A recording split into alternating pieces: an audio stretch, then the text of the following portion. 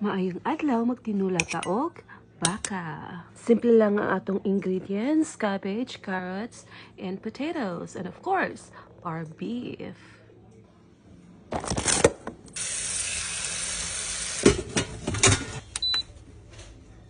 Slow cook na to, and then after a while, skim, i-clear na to ang broth.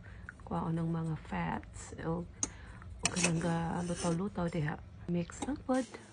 Then paniti ang potatoes at patatas, and then slice lang siya into bite size. And then pabukalan until mahumok, and then i-add ang carrots. Then simmer lang siya kadyot. Simmer.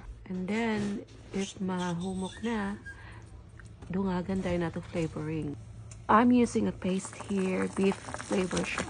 And then ang pinaka-last ang atong greens. I'm using cabbage.